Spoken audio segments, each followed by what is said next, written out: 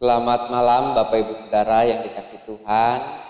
Kita berjumpa kembali di malam hari ini dalam kebaktian rumah tangga, dan kita akan bersama-sama sejenak untuk membaca dan merenungkan firman Tuhan. Mari Bapak Ibu Saudara, untuk menyiapkan Alkitabnya masing-masing, kita membuka dari 2 Korintus pasal 2 Korintus pasal 13. 2 Korintus 13 ayat 11 sampai dengan 13. Baik, kita siapkan terlebih dahulu untuk Alkitab kita dari 2 Korintus pasal 13 ayat 11 sampai dengan yang ke-13.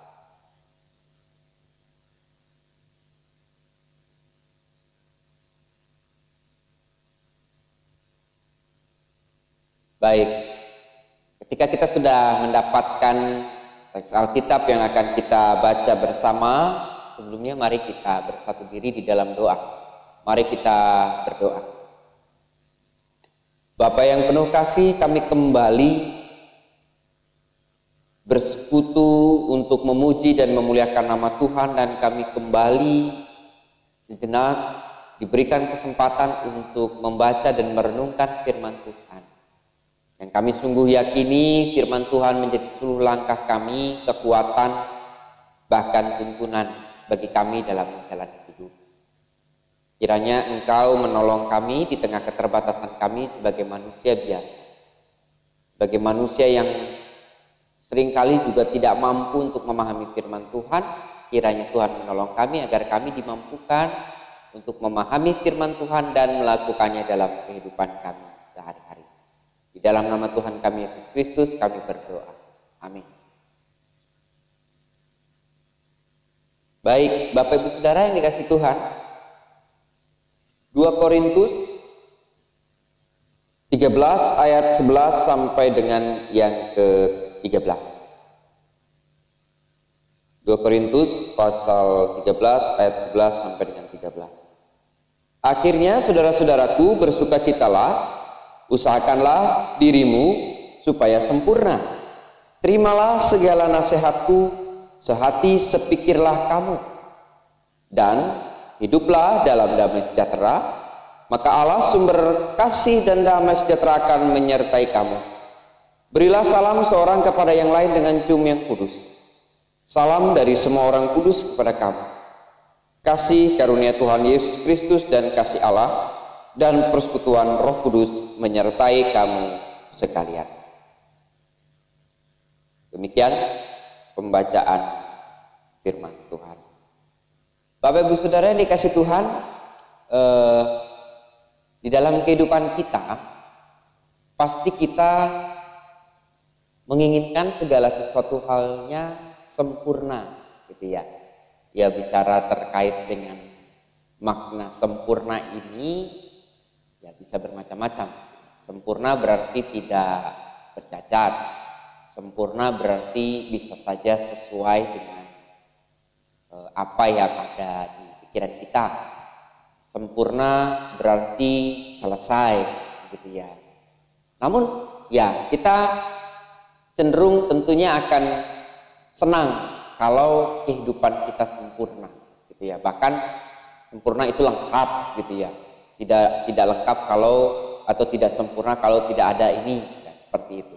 Nah, kita akan coba untuk memahami, kita akan coba melihat bagaimana kita bisa menghayati kehidupan yang sempurna itu di dalam Kristus. Ya.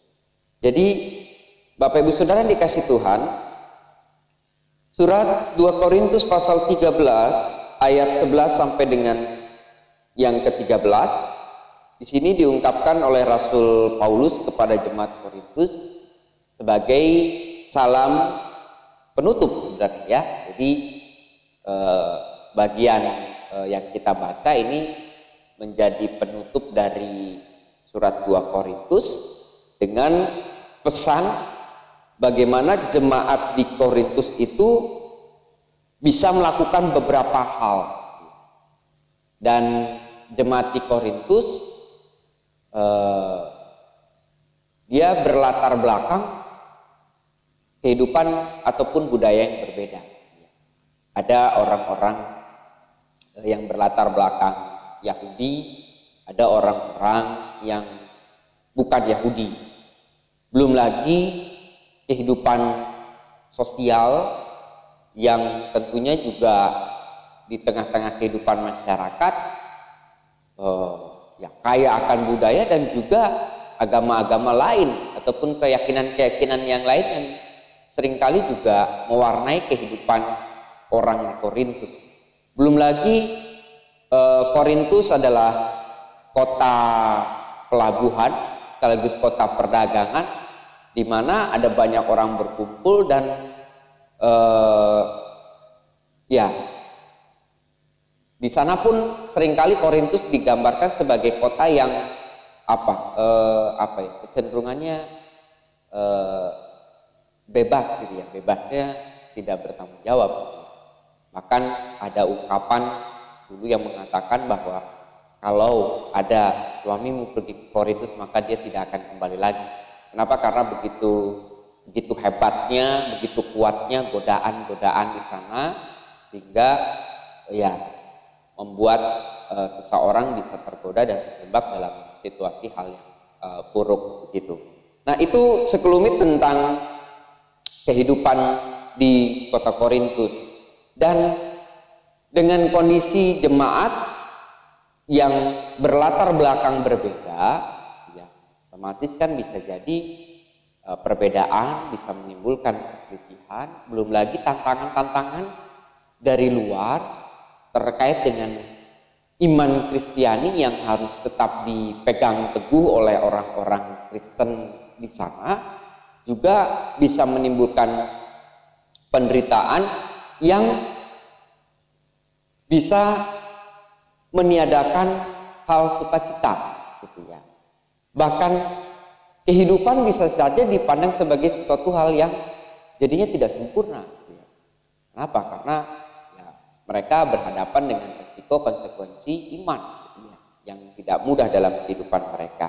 Nah, di sini dalam situasi seperti itu Rasul Paulus dalam salam yang terakhir diungkapkan setelah dia mengungkapkan berbagai macam nasihat dan juga pengajaran untuk tetap bisa menjaga semangat persekutuan, pengajaran kasih yang senantiasa harus terus bisa diwujud nyatakan.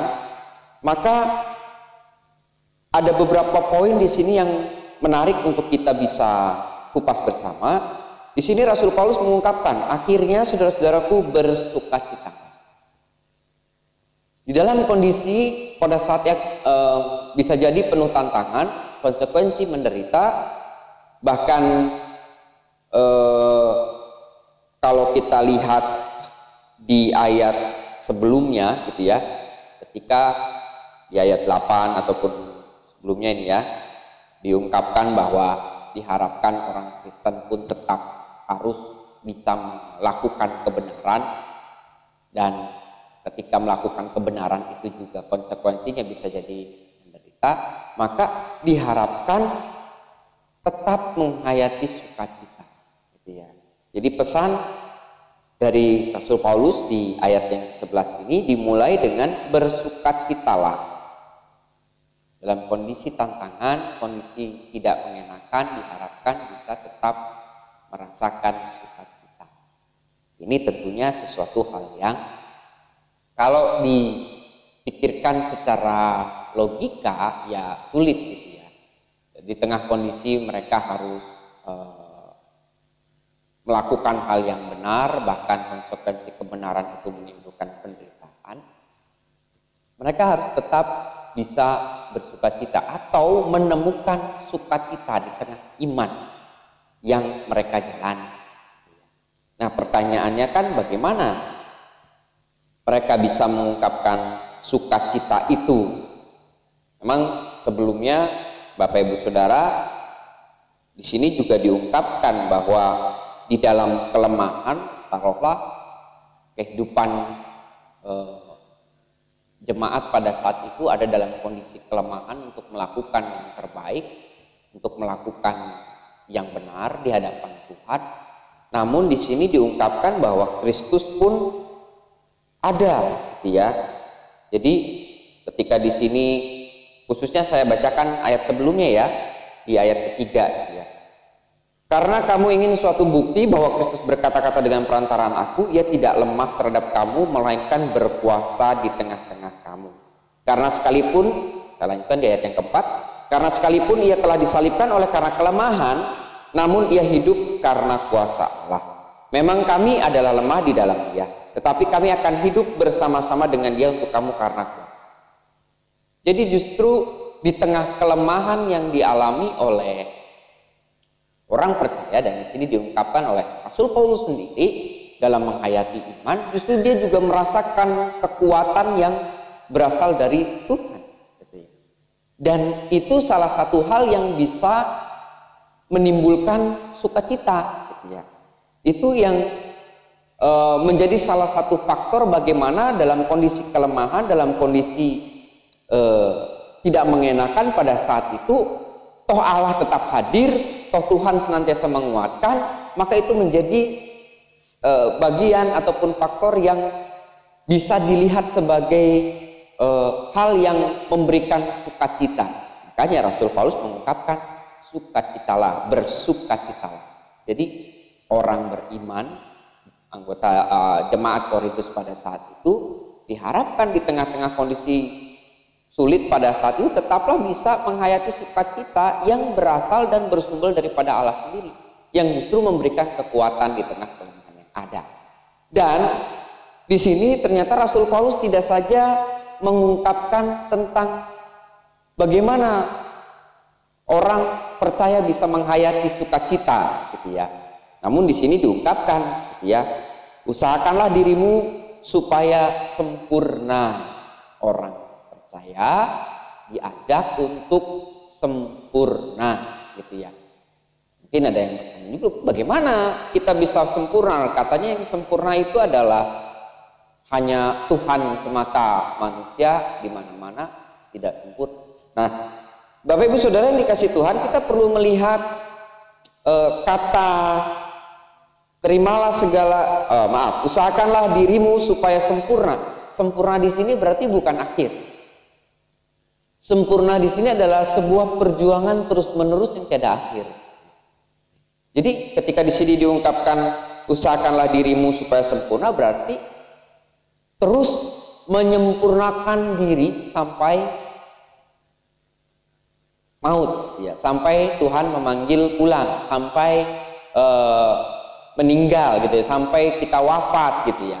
Maka upaya penyempurnaan diri ini ada terus menerus, dan penyempurnaan dirinya seperti apa? Bagaimana seseorang bisa menghayati kehidupan bersama dengan Kristus? Bagaimana seseorang bisa terus-menerus menghayati Kristus dan hidupnya adalah Kristus, bahkan terus menyerupai Kristus dalam kehidupannya. Jadi ini sesuatu hal yang terus diupayakan, sesuatu hal yang terus dilakukan, diusahakan, gitu. Dan di sini pun diharapkan bahwa orang percaya bisa hidup dalam damai sejahtera, ya, sehati sepikir, hidup dalam damai sejahtera ini. Rasul Paulus juga tentunya menyinggung tentang kehidupan persekutuan. Di tengah-tengah perbedaan yang ada, bahkan tantangan yang harus dihadapi bersama, ya, sebagai sebuah ataupun satu tubuh Kristus, maka ya harus sehati sepikir, punya visi yang sama ke depan, punya tujuan yang sama ke depan, dan itu semua dirangkai dalam sebuah situasi damai sejahtera. Dan damai sejahtera itu pun tentunya diupayakan ketika diungkapkan hiduplah damai sejahtera. Jadi di sini ada poin-poin penting, gitu kan. Dan kita lihat di sini bahwa kalaupun kita menarik sebuah pemaknaan, kehidupan sempurna yang seperti apa sih yang seharusnya bisa dihayati oleh orang percaya? percaya, maka saya kira ini yang diungkapkan oleh Rasul Paulus. Ketika kita terus menghayati kehidupan yang sempurna, mengupayakan kehidupan sempurna, maka kita mengupayakan untuk bisa tetap menghayati iman di tengah kondisi yang sulit dan penuh tantangan, gitu ya. Kemudian kita juga bisa hidup dalam damai dan tetap mengupayakan kebenaran. Ini kan juga menjadi tema kita di malam hari ini. Sehingga kesempurnaan itu bukan dilihat dari sisi materi, gitu ya. Keluarga Kristiani sempurna kalau begini, ataupun kalau misalnya punya ini, punya itu, dan itu dilihat dari sisi materi. Bukan. Tapi keluarga Kristiani justru harus senantiasa bisa menyempurnakan bahkan kita ya, setiap orang, untuk senantiasa bisa menghayati Kristus dan mewujudkan image Kristus dalam kehidupan kita. Dan yang kita bisa lihat adalah bagaimana kita mewujudkan beberapa hal yang diungkapkan oleh Rasul Paulus tadi, bicara terkait dengan sukacita, terus kemudian mengupayakan sempurna, sehati sepikir, dan damai sejahtera. Setidaknya ini yang perlu kita gumulkan bersama sebagai pribadi, sebagai keluarga, komunitas, bahkan persekutuan. Bicara terkait dengan sukacita, Bapak Ibu, kondisi pada saat ini kita diajak untuk merenung, bertanya. Ketika di sini diungkapkan oleh Rasul Paulus, saudara-saudaraku, bersukacitalah dalam kondisi pandemik pada saat ini, dengan berbagai macam hal kesulitan yang kita jalani. Ada orang-orang yang sungguh terdampak baik dalam sisi ekonomi. Ketika bicara sulit, ya sulit. Ada orang-orang yang juga terdampak secara psikologis. Bagaimana komunikasi dalam keluarga, relasi justru malah tidak berjalan dengan baik. Karena ada mata rantai yang terputus di sana. Ya, tentunya ketika Rasul Paulus mengungkapkan bersukacitalah bukan berarti mengabaikan kondisi realitas yang ada, Bapak Ibu Saudara. Misalnya mentang-mentang, wah ini sekarang ya harus menghadapi masa pandemi COVID ini, kemudian firman Tuhan harus dibilang harus bersukacita gitu kan. Ayolah sukacita. Kita seolah-olah melupakan apa yang kita jalani. Bukan seperti itu juga, Bapak Ibu Saudara. Jadi ketika di sini Rasul Paulus mengungkapkan bersukacitalah, bukan berarti mengabaikan realitas yang terjadi, yang kesulitan-kesulitan yang ada ya, Bapak Ibu Saudara. Namun justru Rasul Paulus mengajak untuk kita bisa menemukan di tengah-tengah kondisi sulit, di tengah-tengah kondisi yang tidak mengenakan pada saat ini, orang percaya kita pada saat ini diajak untuk menemukan hal yang membuat kita bersukacita. Pertanyaannya, di mana kita bisa menemukan itu? Sekali lagi Rasul Paulus mengungkapkan dalam diri Kristus. Kita diajak kembali kepada Kristus sebagai tumpuan, sebagai sumber sukacita kita, sebagai fokus dalam kehidupan kita, agar dalam kondisi situasi saat ini pun kita bisa tetap menghayati dan melihat sukacita bersama dengan Tuhan. Ada ungkapan begini, bukan bagaimana kamu menghentikan hujan, tapi ini terkait dengan bagaimana kau bisa menari di tengah hujan. Saya lupa itu ungkapan siapa gitu ya, tapi saya pernah mendengar itu, menarik gitu ya. Jadi bukan tentang bagaimana engkau bisa menghilangkan hujan gitu ya, tapi adalah bagaimana engkau bisa menari di tengah hujan gitu kan. Ini kan sebuah pemaknaan yang dalam. Gitu ya. Nah, kita diajak untuk melihat sumber sukacita itu agar kita tetap berpengharapan. Ya. Tanpa ada sukacita, bagaimana kita bisa memiliki pengharapan? Kemudian hal yang lain, kita diajak untuk mengupayakan diri, ada usaha untuk menyempurnakan diri. Dan tadi bahwa mengupayakan untuk menyempurnakan diri ini proses terus-menerus. Bagaimana kita belajar, bagaimana kita mewujudkan Tuhan di tengah-tengah kita, bagaimana kita menghadirkan sosok Kristus hadir dalam perkataan, semangat, bahkan tindakan kita.